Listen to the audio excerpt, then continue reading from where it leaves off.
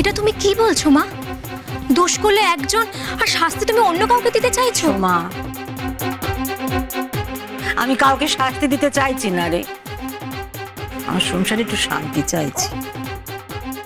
যা যেখানে জায়গা সে সেখানে থাকলেই সুখ থাকে। বড় বৌমার সংসারে সুখে থাক, আর তুইও এখন যা নিজের সংসার গুছিয়ে টুছিয়ে সেখানে সুখে থাকবে। যা, অনেকদিন তো হলো জামাই এখানে আছে, এরপর তো পাড়ার লোকেরা ঘর জামাই বলে মস্করা করবে। बहुत नाइंसाफी हो गया ना শাশুমা। উসোসি ভাবি আর বড় চালাজির জন্য আপনি আমায় এভাবে অপমান করছেন। এটা কি ভালো হচ্ছে শাশুমা? শোনো বাবা নরেশ, তুমি জামাই মানুষ বলে না, তোমার সম্মান রক্ষার জন্য আমি অনেক রকম চেষ্টা করেছি। অনেক বড় বৌমাকে অনেক অপমান করেছি, যাতে তোমাদের শত্রুতা কমে। তো কমেইনি, দিনের পর দিন আরো বেড়ে গেছে। তোমাদের এই তলোয়ারের ঠোকাঠুকি না কানে তালা ধরিয়ে দিচ্ছে। তোমাদের এই শত্রুতা যদি আমার নাতি নাতনির গায়ে আঁচড় কাটে, আমি তো তোমাকেও ছেড়ে কথা বলবো না বাপ। বাহ, এ তো ভারী মজা হয়ে গেল। রানীর বিপদ হচ্ছিল বড় বৌদির জন্য, তুমি ওকে কেন এসব বলছো? আমি তোকে বলছি সোমা, তোর স্বামীর জন্য যে হিংসমতি বড় বৌমার সঙ্গে করেছিস তা বন্ধ করতে না পারলে এ বাড়ি থেকে বেরো। আমি তোকে আগেই বলেছি, বাড়ির লোক কি? বাড়ির বউ। বিয়ে হয়ে যাওয়া মেয়ে নয়। আর বড় বৌমা দোষ করেছে মেনে নিয়েও বলতে পারি, তুই কোনো অংশে কম দোষ করিসনি সোমা। আমার দিদিভাইকে রক্ষা করতে চাসনি। কেন চাসনি? তোর মনে নিশ্চয়ই পাপ ছিল। তোর যদি ওর উপরে দরদ থাকতো তুই আগে রক্ষা করতিস, তারপরে অন্য কথা। আর সোমা, তুইও সত্যের প্রতিমূর্তি নোস যে বড় বৌমা যা বলছে সব নিচে কথা হয়ে যাবে। তোর ওই পা পিছলে পড়ে যাওয়ার ঘটনা যে নিচে ছিল না, তার প্রমাণ কি রে? কি গো, হয়েছে নাকি আরো অপমান দরকার এই বাড়ি ছাড়ার জন্য? না, এক মুহূর্ত আমি এই বাড়িতে থাকবো না। এক্ষুনি চলে যাবো আমি এই বাড়ি থেকে। এরপর যখন রাজা রানীর কোনো বিপদ হবে বড় বৌদির জন্য, তখন মা ঠিক বুঝবে আসলে আমি ক্ষতিকর না বড় বৌদি। ঠিকই, তুমিও কিছু কম যাও না, তুমিও খুব খারাপ আমি জানি, কিন্তু আজকে আমি বড়দিকেই দোষ দেবো। যতই হোক মা তো বড়দিকে দায়িত্ব দিয়ে গেছিল।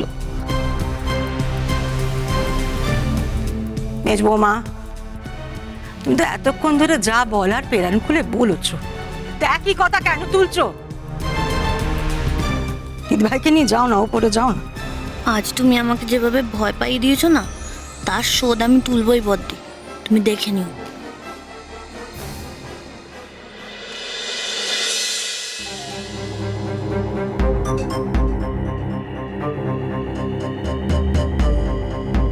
মা, মা এবার সত্যি কিছু একটা ব্যবস্থা করো, এইভাবে আর থাকা যায় না। ব্যবস্থা তো করলুম, সোমা নরেশের তো এই বাড়িতে থাকার পাট চুগলো। লেকিন থাক শাশুমা, বাপ, আর কথা বাড়িও না। জিনিসপত্র সব গুছিয়ে নিয়ে এসো, তোমরা আমাকে মাফ করো।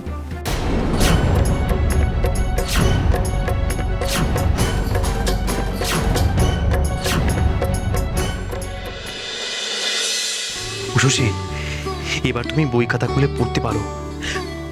মার কথা আর অমান্য করতে হবে না। এখন তুমি সবকিছু ভুলে গিয়ে মন দিয়ে পড়াশোনা করো দেখি।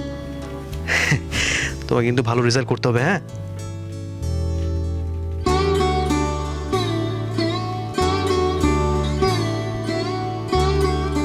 উষসী, মনে হচ্ছে তোমার খুব মন খারাপ। আমি বলি কি, তুমি না এত মন খারাপ করে থেকো না, তোমার পড়াশোনার ক্ষতি হবে তো। আজ আমার জন্য রানীর একটা বড় বিপদ হতে পারত নিশি। এটা যতবার মনে পড়ছে ততবার নিজেকে অপরাধী মনে হচ্ছে। সত্যি তো, আমি তোর জেঠিমা, মায়ের থেকে তো কোনো অংশে কম না। আমার ওর প্রতি আরো সচেতন হওয়া উচিত ছিল। কষ্ট হচ্ছে নিশি, বারবার রানীর মুখটা মনে পড়ছে। ওর যদি কিছু হয়ে যেত, আমি তো নিজেকে কোনোদিনও ক্ষমা করতে পারতাম না নিশি।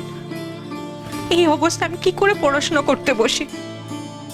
এতটা স্বার্থপর আমি নই। উষসী, কেউ তোমাকে স্বার্থপর বলে তুমি স্বার্থপর হয়ে গেলে? আচ্ছা, তুমি কেন নিজেকে এত কষ্ট দিচ্ছ বলো তো? তুমি যেভাবে সবার কথা ভাবো, সবাই কি পারে? তুমি যেইভাবে সবার কষ্টকে আপন করো, সেটা কজন পারে? তাহলে তুমি কেন তো কষ্ট পাচ্ছ বলো তো? হ্যাঁ, আর তুমি তো ইচ্ছে করে কিছু করোনি, সময় তো তোমাকে। তাও নিশ্চিত, বিপদ তো বিপদই। ওর যদি কিছু হতো, অজুহাত দিয়ে আমি রানীকে ফিরিয়ে আনতে পারতাম। রানী তো আমাদেরই বাড়ির সন্তান। আচ্ছা আচ্ছা, বেশ, আমি বুঝলাম। তুমি এসব নিয়ে আর ভাবনা চিন্তা করা বন্ধ করো। এখন মন দিয়ে পড়াশোনা করো দেখি। এরপরের বার থেকে তুমি সাবধান হয়ে থেকো, ঠিক আছে? এসো, এবার তুমি পড়ো। আমি জানি মা শুধু আমাকে তোমার সামনে বই খাতা নিয়ে বসতে বলেছে। এভাবে দুপুরবেলা দরজা বন্ধ করে বই খাতা নিয়ে বসতে নিজেকে চোর চোর মনে হচ্ছে নিশিত। মনে হচ্ছে আমি সবাইকে ঠকাচ্ছি। উষসী, আমি বুঝতে পারছি না তুমি কেন এইসব কথা তোমার মাথায় ঢুকাচ্ছ। কেন তুমি তোমার নিজের ক্ষতি করতে চাইছো? দেখো উষসী, এতে কি কারো কোনো উপকার হবে? হ্যাঁ, আর তাছাড়া মা তো তোমাকে আদেশ দিয়েছে প্রথম হওয়ার, সেটা এবার কি করে করবে শুনি? উষসী, আর একদিন পরে তোমার এত বড় পরীক্ষা। আমি জানি তোমার সবকিছু মনে আছে, কিন্তু একবার চোখ না মোলালে কি করে হবে বলো তো? ঠিকই বলেছ। বিশেষ করে এই নোটসগুলো, এই খাতা যে নোটসগুলো আছে সেগুলো একবার চোখ না বোলালে যে কিভাবে কি করব সেটাই ভেবে উঠতে পারছি না। ওদিকে বই খাতা নিয়েও বসতে পারবো না। এই খাতাটা, এখানে যা লেখা আছে এইগুলো তুমি পড়তে চাইছো তো? দেখো তো উষসী, এগুলো তুমি চোখ বোলাতে চাইছো তো?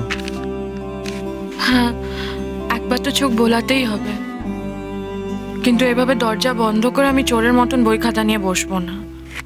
উষসী, আমি কি তোমায় বলেছি তোমায় চোরের মতন পড়তে বসতে? তুমি সবার সামনে এই খাতায় যা লেখা আছে তুমি পড়বে, চিন্তা করো না। কি করে? তোমার নিশি থাকতে তোমার কিনা চিন্তা করতে হবে? হবে না? কি বলছো সোমা? চিন্তা না করে কোনো উপায় আছে?